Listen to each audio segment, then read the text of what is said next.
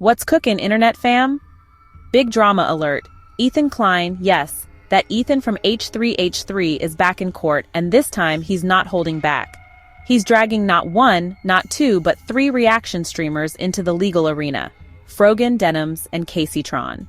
Today's episode: the Frogan Files, Denims Drama, and Casey Tron's Tears. Buckle up. This is courtroom chaos meets Twitch meltdown. So what happened exactly? On June 20th, 2025, Ethan Klein publicly announced he's suing Frogan, Denims, and Casey Tron for copyright infringement. The claim? They allegedly rebroadcast large chunks of his content nuke video. Yep, the one aimed at Hasanabi on Twitch with what Ethan calls minimal commentary. Translation? They hit play, made a few snarky noises, and racked up views off Ethan's hard-earned content. And according to copyright law, that could mean a potential $150,000 fine per clip. Oof! Ethan isn't suing them because they talk too much, he's suing because they didn't talk enough. Imagine getting sued for not running your mouth enough on Twitch. Welcome to 2025. Now here's where the story gets spicier than a Nashville hot chicken. Before the courtroom show even started, Ethan Klein took the extra mile. He officially filed for copyright on his content nuke video. That's right, folks. He dotted every I, crossed every T, and made sure that video was legally bulletproof. But the real jaw-dropper? The streamers weren't just casually watching Ethan's work. They straight up admitted, live on stream, that they were doing it to siphon off his viewership and, yep, his revenue. Picture this.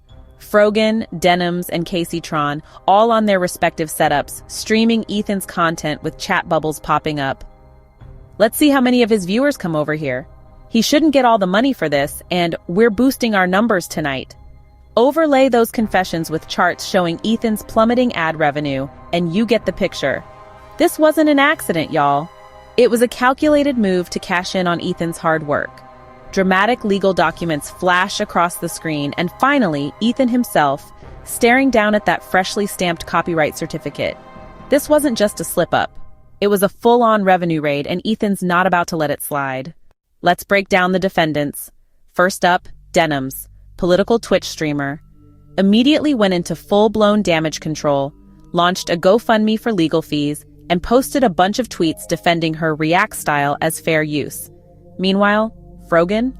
She straight up deleted her entire Twitch VOD archive. Gone. Poof, like it never existed.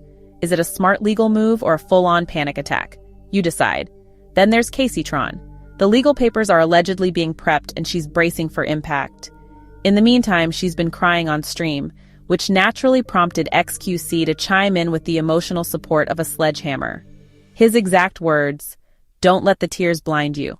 Classy, as always. So now the internet split into camps. Team Ethan says he's protecting content creators from lazy reactors.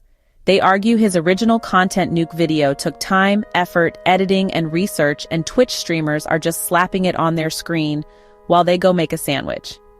Team React, on the other hand, says this is rich coming from a guy who's built a chunk of his career on reaction videos. Let's not forget the wild card in this: fair use. Ethan and Gila actually won a fair use case back in 2017, which set a major precedent. Remember Bold Guy versus Parkour Girl? The court ruled in favor of H3H3, saying their reaction video was sufficiently transformative. Now, Ethan's flipping the script and saying their content wasn't transformative enough. Irony? Maybe. Legal gray area? Absolutely. Hasanabi, who got roasted in the original content nuke, has weighed in too, calling this lawsuit a pathetic stunt and accusing Ethan of desperately trying to stay relevant. And here's where it gets even messier. Fans are calling Ethan out for going after smaller female creators while avoiding bigger fish like XQC or Asmongold. That's when Ethan hinted at potentially suing a black streamer named Sean Day Black for gender equality. Yeah, that definitely didn't help. Now he's being called racist, sexist, and a bully. Triple threat. So what's Ethan's actual case? Well, he's got copyright registrations backing him, receipts from Twitch chat, and a legal team that's apparently ready to go scorched earth. If the court sides with him, we could be looking at a landmark case that redefines what qualifies as reaction content. If not, it could all just fizzle out like Frogan's Twitch archive. This lawsuit isn't just juicy drama. It might change how content creators operate across YouTube and Twitch. Reaction videos are massive, and the line between commentary and content theft has always been blurry. Ethan's drawing a line in the sand, and people are either cheering or lighting torches. So here's the tea, fam.